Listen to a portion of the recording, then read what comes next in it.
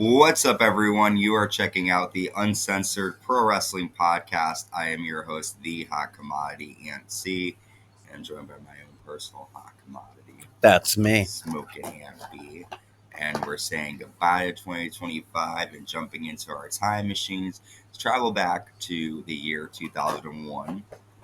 And we just covered WWE Backlash, which you could check out in the archives. Pretty decent show. You gave it a B plus. You can check out all of our other episodes in the archive. Just look at our playlist for Attitude Era season 1 through 3. We're currently on season 4, and we are on the last day of the month. WWF Raw Is War, April 30th, 2001, live in Milwaukee, Wisconsin.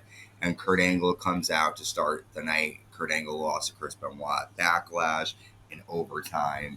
Angle says, Benoit, last night you proved you're the biggest cheater in the WWF. You know me. When I lose, I accept it like a man. But this is ridiculous. Kurt definitely does not. When he loses, he doesn't take it calmly. Yeah. He shows footage from Benoit making Angle tap out after the buzzer. Or I'm sorry, Benoit tapping out after the buzzer. And Angle is basically arguing that in a real Olympic competition, the match starts immediately after the count. So Benoit did tap out, but the ref didn't call it. He says, I am the true winner. I'm an Olympic gold medalist. I became a legend and the best in the world. And that's when Chris Benoit comes out. Angle says, Benoit, you don't have any gold medals, and you'll never know what it is like to have one placed around your neck. You can steal the match last night, but ultimately you have nothing. Benoit then says, you're absolutely right. You were the best, but at Backlash, after all your achievements, I beat you. You lost to me, and there's nothing that will change that. It's time, or I'm sorry, it's true. My handwriting is really sloppy. Benoit then applies a crossface.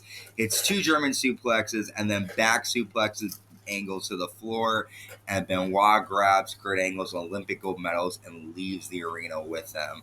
What did you think of this rivalry continuing on now with Benoit stealing the medals? This is the thing. Kurt Angle has a little bit of a point, but kind of not at the same time. I would say they pretty much came even because he did tap out right after the bell rang. And then he made Kurt tap out. So they were kind of even.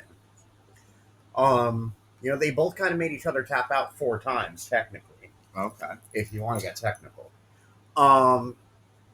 But I think they both have a good argument. But when it comes down to it, Kurt's being a poor loser. Yeah, he needs to get. I mean, because Angle did beat Benoit at WrestleMania, so it's like you already won one, so maybe they need a grudge match. WWF European Champion Matt Hardy with Jeff Hardy in his corner. He defeats Edge with Christian in his corner. During the match, Ed spears Matt Hardy, and then Jeff Hardy tosses Christian into the ring, which then Christian bumps into the referee, allowing Matt Hardy to land a twist of fate, and Matt defeats Edge with some issues between Edge and Christian here. They didn't really correlate. What did you think of this here? I think that Edge and Christian. I lost my train of thought.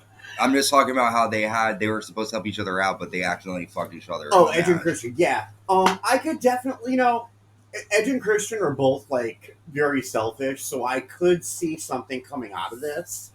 Do I see them breaking up?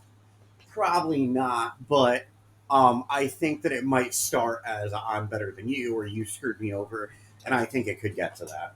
Okay. Next, X-Pac with X Factor defeats Spike Dudley with the Dudley Boys after an X Factor to Spike. Really nothing to talk about, like. Yeah, it's just like rivalry. I feel like they just kind of don't have anything to do with either team right now. Well, not so much the Dudleys, but definitely X Factor. So they're just kind of putting them against these teams, and unfortunately, they've been making them win lately. So I don't know why. Stephanie McMahon Helmsley arrives backstage with a big bruise on her face from the big boot she got from Kane, and she's pissed and she wants to talk to her dad. The APA and Crash Holly play poker, but Hardcore Holly interferes and throws beers in Brashaw's face, which will lead to a tag match later on. Commissioner Regal comes out for commentary as Hardcore Champion Rhyno defends against Chris Jericho. During that match, Edge and Christian come out and they spray a fire extinguisher in the face of Jericho. Rhyno lands a gore. Rhyno defeats Jericho and retains the Hardcore title. Afterwards, though, Jericho attacks Commissioner Regal with trash can shots and just destroys him. What do you think? Yeah, I don't really like Chris Jericho losing a Rhyno, but, in a hardcore match, it's like, you get one good weapon used, you can kind of justify it. Yeah. But do I think he could beat him in a wrestling match? No. But we'll see what happens. We'll see. Vince McMahon and Stephanie McMahon Helmsley come out next. Vince says, just for the record, I'm proud of Triple H and Stone Cold Steve Austin. They refuse to live a life of mediocrity. Austin and Triple H grab that brass ring. They create their own goals. They're leaders. The only two blemishes that occurred at Backlash, one, because of Test, Shane McMahon won. He defeated the Big Show. And then we see footage of Kane big booting Stephanie. Vince says, I'm not a vindictive man. I ask you to give attention to my daughter. So then Stephanie introduces WWF Champion, Intercontinental Champion, and Tag Team Champion Stone Cold and Triple H. And Linda McMahon appears on the Titantron from WWF New York. And she says, I hate to spoil the celebration. I'm glad you're happy because this Friday, our divorce attorneys are going to meet. I'll temporarily halt these meetings if some things occur. I strongly suggest Kane have the night off, and Undertaker should get a title shot against Stone Cold Steve Austin. So Linda just comes in, drops the bombshell, and Vince clearly doesn't want to separate here. He doesn't want to go through a divorce, so he's willing to listen to his wife, but Austin's not going to be happy about that. Yeah, definitely not. But the brothers should be, because at this point, Undertaker definitely has one up because Kane's hurt. And to be honest, I think Undertaker has a better shot of beating Austin. All right. Next, we see the APA. They defeat the Holly cousins after Bradshaw lands a clothesline from hell to Hardcore Holly. During the match, Crash is acting like he's drunk from the poker night, and Hardcore Holly then attacks Crash after the match. Which was really a play on him because they call him Elroy and he's small, and they said he had half a beer and it made him drunk. Oh, okay. So they were kind of making fun of him. Because he's short. Because, a wrestler should be able to handle, a six-pack, and he had half a beer and he was drunk. That's why they were playing on it. But, it is what it is. I like Hardcore Holly. I think he's pretty good sometimes. Yeah, he's all right. He has his moments. He's a trainer on Tough Enough, a coach, so... WWF Intercontinental Champion, the game Triple H with Stephanie McMahon Helmsley. He takes on Test, and this match was just a setup for Triple H to destroy Test. He attacks him with chair shots, and then the game tosses Test into the ring steps, and then power bombs Test through the announce table. He got his revenge on Test for Vince for helping Shane, but I have to make a correction. We were saying Hardcore Holly. Crash Holly is who we were saying it was the small one. Was it small? Oh, okay. I meant Crash. Yeah, I meant Crash. Yeah. Sorry. But, yeah, Triple H is destroying Test here. Yeah. I give Test credit. He was trying to stick up for himself. And, Triple H is the game. He's pretty ferocious and scary. So he did stand up to him, So... it doesn't necessarily matter that he lost, but he stood up for himself, so that was good. Yeah. WWF Women's Champion Chyna defeats Trish Stratus after landing a powerbomb in a military press slam. After Chyna gets on the mic and says that she doesn't have any competition and she will continue to spank the divas as they come along. That's when Lita comes out. Lita says, I have so much respect for you. I love to fight you for the title. Chyna says, well, all right, come get your spanking.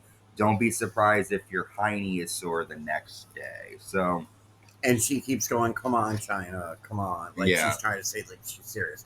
So I have a couple different feelings about this. I think that it's good because Chyna was so dominant that it almost was a joke for her to fight them. But I feel like Lita's probably going to beat her because Chyna's going to underestimate her. Yeah. Or maybe she'll come close to beating her, and Chyna will be like, oh, shit, I better smarten up. But, I don't want Chyna to lose the belt yet. It's really only, her second. Well, no, this will be her first.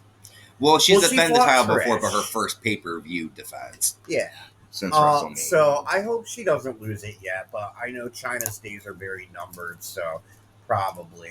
But yeah, Chyna, she wasn't doing she was doing a favor for herself, not the rest of the women's division for sure.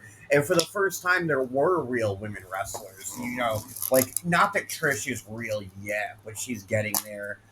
Lita is, Jacqueline. So like Ivory, Molly Holly. Yeah. So you know, Chyna's playing on that, but she does have some competition. Mm-hmm. All right, our main event, we have WWF Champion Stone Cold Steve Austin defending against The Undertaker. But again, this is another setup here. We see the Game and Austin attack Kane backstage until The Undertaker attacks both of them. Austin and Taker fight to the ring, but then Triple H attacks The Undertaker in the back with steel chair shots. Kane comes out, so then both Austin and Triple H destroy the Brothers of Destruction. Triple H lands a sledgehammer shot to Kane, and they just brutalized the Brothers of Destruction here. Yeah, and this just made Austin look like a little bitch because I feel like he really didn't want to fight the Undertaker by himself, and he did everything he could to like not let the match happen. So Austin's definitely playing into this heel pussy character. Well, you know, we finished Backlash, right? So we've got Judgment Day coming up. I think we've got a SmackDown and then 2 more Raws and SmackDowns to go like week-wise.